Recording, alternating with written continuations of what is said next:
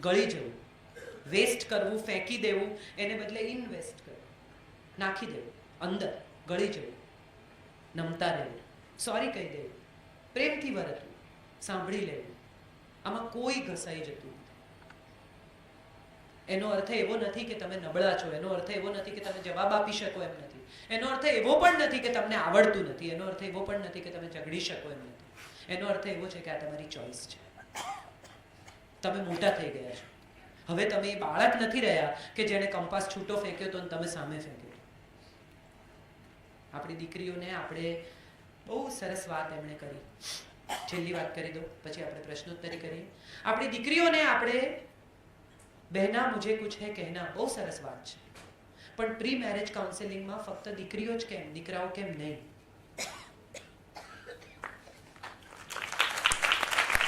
કેમ આપણા દીકરાને આપણે એવું શીખવવા તૈયાર નથી કે બેટા તારી પત્ની કામ કરતી હોય અને ક્યારેક જો મોડી આવે તો એક કપ ચા બનાવજે, એમાં પુણ્ય છે. કેમ આપણે આપણા દીકરાને એવું નથી શીખવતા કે બેટા કોઈક દિવસ તારી પત્નીની આંખમાં આંસુ આવે તો એને પૂછજે કે તને શું થાય છે, તને તારું પિયર યાદ આવે છે, તને કઈ તકલીફ થાય છે, તને કોઈએ કંઈ કહ્યું? કેમ આપણે આપણા દીકરાને એવું નથી શીખવતા કે એની પત્નીને એટલો જ સ્નેહ અને સન્માન કરે જેટલો એની માને કરે છે? હું માનું છું આ એક એવી જગ્યાએ આપણે આવીને ઊભા છીએ કે પરસ્પરનો સ્નેહ, એકબીજાને ગમતા. કોઈ એક વ્યક્તિ બીજી વ્યક્તિને ગમતી હોય તો બીજી વ્યક્તિ પણ એને ગમવી જોઈએ. કેટલી બધી મમ્મીઓને હું જોઉં છું ત્યારે એમ કે મારા જમાઈનો સ્વભાવ બહુ સરસ છે, મારી દીકરી જોબ કરે છે એટલે વહેલી ઘરે ના આવી હોય ને તો મારા જમાઈ શાક સમારી રાખે, અમુક પ્રકારનું કામ કરી રાખે. અને મારી બહુ જુઓ 7 વાગે આવે ને પછી રસોઈ શરૂ કરે. મારો દીકરો બિચારો 8:30 જમે, 5 વાગ્યાનો આવ્યો. થોડું મોડું પણ સમજાયું. કેમ આવા બે સ્ટેન્ડર્ડ્સ છે આપણા ઘરોમાં? કેમ એવું છે કે મારું અને પાંડવોનું, મામકાહ અને પાંડવા આવા જુદા છે? પુત્ર કરતા જે વધુ છે એ પુત્ર વધુ છે, જે કુળને વધારે છે તે કુળ વધુ છે. આવું કેમ આપણે નથી વિચારી શકતા? જે આપણને ટોકે છે એ આપણા પતિની માં છે, ભલે આપણી નથી. એવો વિચાર કેમ નથી આવતો? હું માનું છું આ બહુ સાદા જિંદગીના નિયમો છે જેને આપણે બહુ સાદી રીતે સમજવા જોઈએ. આ રોજિંદી જિંદગી છે અને રોજિંદી જિંદગીને કોમ્પ્લેક્સ બનાવ્યા વિના એકતા કપૂરની સિરિયલ્સ જે શીખવે છે એમાં કાંઈ કામનું નથી. આ જગતમાં એવી કોઈ સ્ત્રી નથી જે બીજી સ્ત્રીની દુશ્મન. હું અમદાવાદમાં રહું છું અને મેં રાયટ્સના સમયમાં જોયું છે કે હિન્દુ મુસ્લિમ પુરુષો બહાર લડતા હોય અને પાછલા બારણે સ્ત્રીઓ દૂધ, શાકભાજી, ખાંડ એક્સચેન્જ કરતી. કંઈ લેવા દેવા નથી એમને આ લડાઈઓ સાથે, આ યુદ્ધ સાથે, આ લોહી રેડા એની સાથે. સ્ત્રીઓ કદી યુદ્ધમાં ઉતરી નથી. સ્ત્રીઓના ખભે યુદ્ધનો ભાર મૂકવામાં આવ્યો છે. દ્રૌપદીને કહેવામાં આવ્યું છે તારે લીધે મહાભારત થયું. એ રમીતી જુગાર.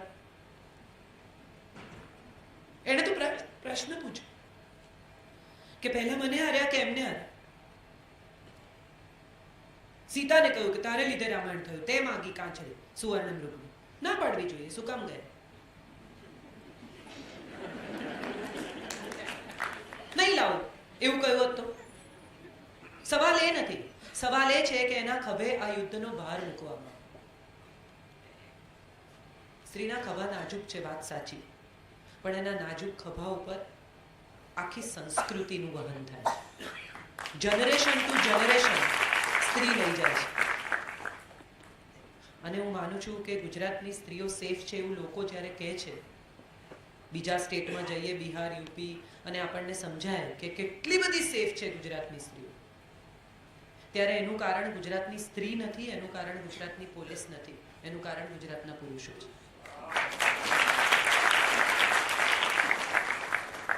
એને એવું શીખવવામાં આવે છે કે તારી બહેન, તારી માં જેટલી અગત્યની છે એટલી જ દરેક સ્ત્રી અગત્યની છે. અને આપણા ઘરોમાં, આપણા સંસ્કારોમાં સિંચન થાય છે. એ સંસ્કારો હાલરડામાં માએ શીખવે છે. હું ફરી એકવાર ત્યાં જ પાછી આવું છું કે માણસે જો માણસને ગમવું હોય તો સૌથી પહેલી જરૂરિયાત એ છે કે પોતાની જાતને ગમે. મારી પાસે ગ્લાસમાં બોટલમાં પાણી હશે તો હું તમને પાણી આપીશ.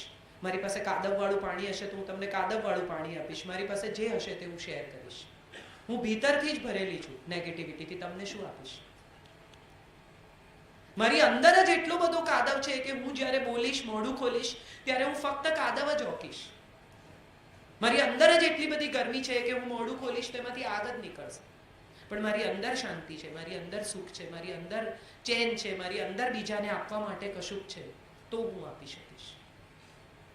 સમસ્યાઓ કોને નથી?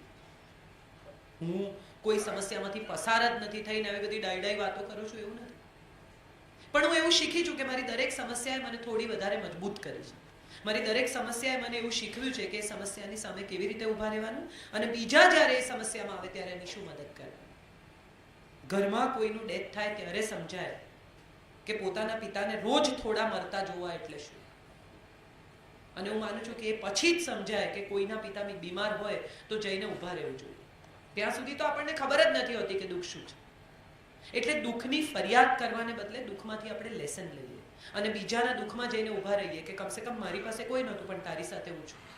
અને વિચારી જુઓ કે જો દરેક માણસ પોતાના ઘરનું આંગણું ચોખ્ખું કરશે તો શહેર જ ઓટોમેટિક ચોખ્ખું થઈ જશે. આમાં બહુ લાંબી દુનિયા બદલવાની જરૂરત જ નથી. રોજ સવારે ઉઠીને ઝાડુ લઈને તમારા સોસાયટી નહીં વાળો તો ચાલશે. તમે તમારું આંગણું ચોખ્ખું કરો, બાજુવાળા એનું કરે, બીજા એનું કરે, તો ઓટોમેટિક શહેર ચોખ્ખું થઈ ગયું. કોઈએ કંઈ કરવાની જરૂરત જ નથી.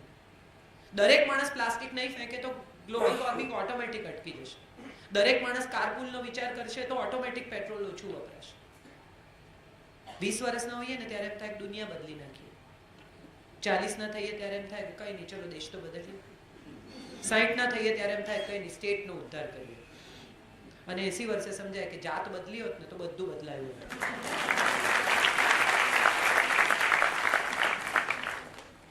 સો એટલું કરીએ કે આજે એટલું નક્કી કરીએ કે આ 1 કલાક પછી ફક્ત તાળીઓ પાડવાને બદલે એવો નિયમ લઈએ કે કોઈને દુઃખ થાય એવું નહીં બોલું. જીભ ખોલીશ ત્યારે કાં તો સારું બોલીશ ને કાં તો ચૂપ રહીશ. બીજી નાનકડી વસ્તુ કે જેને જેને સોરી કહેવું છે, જેને જેને થેન્ક યુ કહેવું છે, જેને જેને કહેવું છે કે તમે મને બહુ ગમતા હતા, હું તમને ચાહું છું, એને કહી દઈએ. આપણે બધા માતા પિતાના મૃત્યુ પછી તકતી મુકાવીએ છીએ. પણ માતા પિતા જીવતા હોય ત્યારે એની બાજુમાં બેસીને એની પાસે 10 મિનિટ આપણી પાસે નથી કે વાત કરીએ. ત્યારે પૈસા કમાઈએ છીએ એ તકતી મુકાવવા માટે. દરેક માણસ જિંદગીના પહેલા 50 વર્ષ શરીર ઘસીને પૈસા કમાય છે અને પછી એ કમાયેલા પૈસા પેલું ઘસાયેલું શરીર રિપેર કરવામાં